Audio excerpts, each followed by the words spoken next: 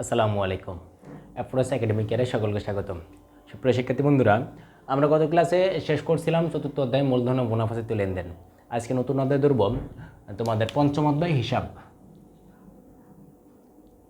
আজকে নতুন অধ্যায় হিসাব। এই হিসাব থেকে কী ধরনের প্রশ্ন আসে? হিসাব থেকে এক নম্বর প্রশ্ন আসে ডেবিট ক্রেডিট নির্ণয় করো। ডেবিট ক্রেডিট অথবা ডেটর ক্রেডিটর নির্ণয় করো। অনেক সময় বলে দেয় কারণ সহ ডেবিট ক্রেডিট নির্ণয়, আর আসে কি হিসাবের শ্রেণী বিভাগ। হিসাবের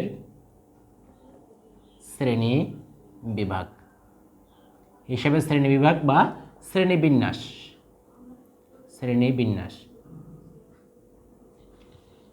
এই ধরনের প্রশ্ন এই পঞ্চম অধ্যায় থেকে আসে। তো হিসাবের শ্রেণী বিভাগ আর ডেবিট ক্রেডিট নির্ণয় করার কারণ সহ এটার পদ্ধতি আছে আবার দুইটা। সেই দুইটা পদ্ধতি নিয়ে আমরা আলোচনা করব। হিসাবের দুইটা পদ্ধতিতে ম্যাথটা করা যায়। অনেক সময় পদ্ধতি উল্লেখ করে দেয়। একটা হচ্ছে আধুনিক পদ্ধতি,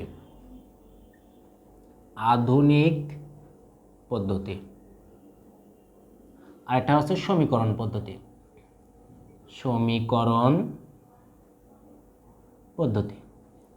তো হিসাবটাকে দুই পদ্ধতিতে সলিউশন করা যায়। একটা হচ্ছে আধুনিক পদ্ধতি আর একটা সমীকরণ পদ্ধতি। এই আধুনিক পদ্ধতিতে হিসাবকে আবার 5 ভাগে ভাগ করা হয়। একটা হচ্ছে আয়, একটা হচ্ছে ব্যয়, আর একটা হচ্ছে সম্পদ, আর একটা হচ্ছে দায়, আর একটা হচ্ছে মালিকানা সত্ত্ব।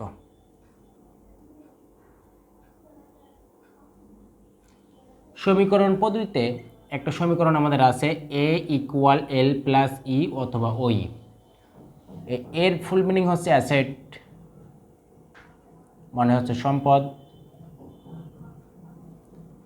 L এর ফুল মিনিং হচ্ছে লাইবিলিটি, মানে হচ্ছে দায়। আর E এর ফুল মিনিং হচ্ছে ইকুইটি বা ওনার্স ইকুইটি, মানে হচ্ছে মালিকানা সত্ত্ব। তো এই কে আবার ভাগ করা হয়। সম্পদ তো লিখলাম, দায় তো লিখলাম, এই মালিকানা সত্ত্বের ভিতরে আবার অনেকগুলা ভাগ আছে। মালিকানা সত্ত্বের ভিতরে ভাগগুলো কোনগুলা? মালিকানা সত্ত্বের ভিতরে ভাগগুলো একটু দেখো। মালিকানা সত্ত্বের ভিতরে ভাগ হচ্ছে C+I বা R - E - D। এখানে মালিকানা সত্ত্ব নির্ণয় সূত্র হচ্ছে C+I বা R - E - D। তো আমরা এখানে যদি ফুল মিনিংগুলো যদি লিখি, যে C = ক্যাপিটাল মানে হচ্ছে মূলধন,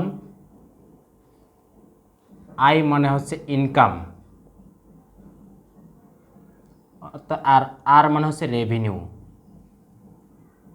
মানে হচ্ছে আয়।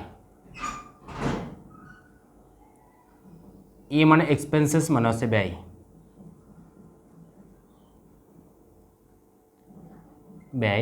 আর D ফর ড্রয়িং বা উইথড্র, মানে হচ্ছে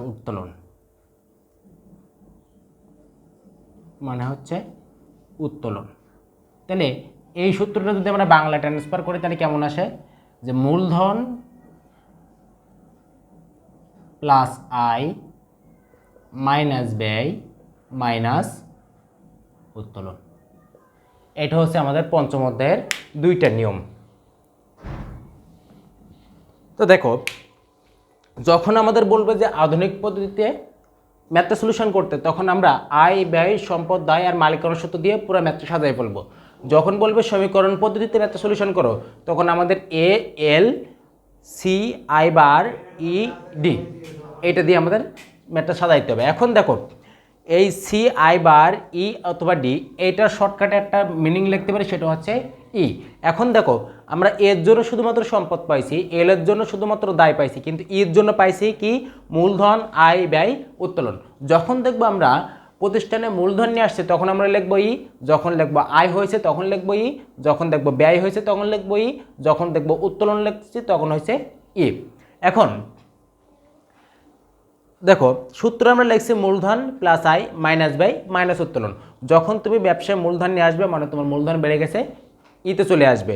যখন তোমার ব্যয় আর উত্তোলন হচ্ছে, দেখো ব্যয়ের আগে মাইনাস এবং উত্তোলনের আগে মাইনাস, তো ব্যয় আর উত্তোলন যখন হচ্ছে তখন ই কিন্তু পরপর কমে যাচ্ছে। তো একটা উদাহরণ যদি দেই তাহলে বুঝতে পারবা, যাদের সমস্যা হচ্ছে তারা এইটুকু উঠাই নিতে পারো। আমি ওপরটুকু মুছে দিয়ে একটু একটা উদাহরণ লিখলাম।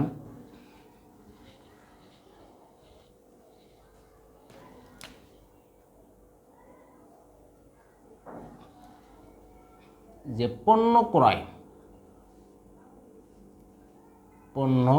ক্রয় ধরে নাও 10,000 টাকা। এখন এটা যাবে তা কি হবে, ক্রয় হিসাব ডেবিট, নগদান হিসাব ক্রেডিট। এখন এটা বলছে আধুনিক পদ্ধতি হিসাবে শ্রেণী বিভাগ করো। এখন আধুনিক পদ্ধতি বলতে আধুনিক পদ্ধতি হিসাব ছিল কয়টা, এই যে 5টা, আয় ব্যয় সম্পদ দায় মালিকানা সত্ত্ব। তাহলে আধুনিক পদ্ধতি যদি আমরা এটা লিখতে যাই তাহলে ক্রয় ছিল হচ্ছে আমাদের ব্যয়, তাহলে এখানে লিখবো হচ্ছে ব্যয়। ক্রয় করছি, আমাদের ব্যয় বেড়ে গেছে, যার কারণে এখানে লিখবো ব্যয় বৃদ্ধি। আর নগদ হচ্ছে আমাদের সম্পদ ক্রয় করলে সম্পদ পরপর কমে যাবে, যার কারণে লিখবো হচ্ছে সম্পদ হ্রাস। কিন্তু এটা যদি আমরা সমীকরণ পদ্ধতি নিয়ে যেতাম, ব্যয় হচ্ছে আমাদের ব্যয়, যত এই যে ব্যয় এক্সপেন্সেস মানে ব্যয়, এই যে দেখো ব্যয়ের আগে কি লিখছিলাম মাইনাস, তাহলে ব্যয়টা যত মাইনাস হবে, ব্যয়টা যত বাড়বে তত মালিকানা সত্ত্বটা আমার কমে যাবে। আমরা এখানে আধুনিক পদ্ধতিতে লিখছিলাম ব্যয় বৃদ্ধি, আর সমীকরণ পদ্ধতিতে ব্যয় যত বাড়বে তত মালিকানা সত্ত্ব কমে যাবে। ব্যয়ের আগে আছে মাইনাস, আর মাইনাস কোথা থেকে আসছে, ই থেকে, অর্থাৎ ব্যয় যত বাড়বে মালিকানা সত্ত্ব অর্থাৎ ই তত কমে যাবে, ই হ্রাস। আমাদের আয় ব্যয় মূলধন উত্তোলন হইলে সেটা ই লিখতে হবে। এখন হ্রাস হবে না বৃদ্ধি হবে সেটা তোমার সূত্র মোতাবেক, ব্যয় যত বাড়বে ই তত কমবে, উত্তোলন যত বাড়বে ই তত কমবে, মূলধন আর আয় যত বাড়বে ই তত বাড়বে। তো দেখো এরপরে ছিল আমাদের নগদ কি, সম্পদের জন্য আমরা লিখবো এ হ্রাস, কারণ আমরা যত পণ্য ক্রয় করবো তত আমাদের নগদ টাকা নামক সম্পদ কমে যাবে। আরেকটা উদাহরণ যদি আমরা এখানে লিখি, যে পণ্য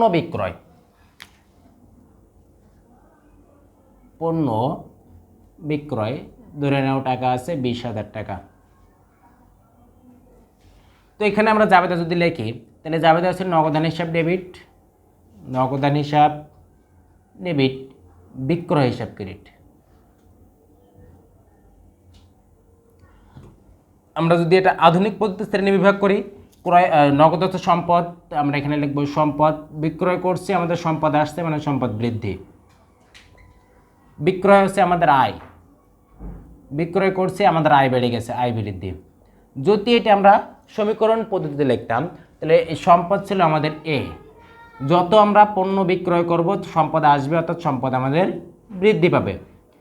বিক্রয় হচ্ছে আমাদের আয়, এই যে আয়ের আগে ছিল প্লাস, আর যখন আমাদের আয়ের আগে ছিল প্লাস তত মালিকানার সাথে অর্থাৎ ই আমাদের বাড়তে থাকবে। আশা করি বেসিকটা বুঝতে পারছো। তো দেখো এখানে যদি আমি আরও একটা উদাহরণ লিখি,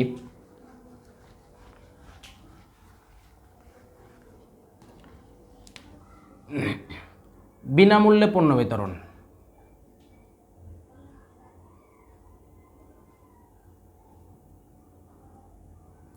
ধরে নাও 8,000 টাকা, বিনামূল্যে পণ্য বিতরণ করছে 8,000 টাকা। পণ্য মানে কি, আমি এর আগে বলছিলাম পণ্য মানে ক্রয়, বিনামূল্যে মানে কি, বিজ্ঞাপন দিছে তোমাকে, অর্থাৎ বিজ্ঞাপন ডেবিট, ক্রয় ক্রেডিট, বিজ্ঞাপন হিসাব ডেবিট, ক্রয় হিসাব ক্রেডিট। এটা যদি আমরা আধুনিক পদ্ধতি হিসাবে শ্রেণীবিভাগ করি, বিজ্ঞাপন হচ্ছে ব্যয়, ক্রয় হচ্ছে ব্যয়। তো দেখো বিজ্ঞাপন দিছি আমাদের ব্যয়টা বেড়ে গেছে, তাহলে এখানে আধুনিক পদ্ধতি লিখবো ব্যয় বৃদ্ধি।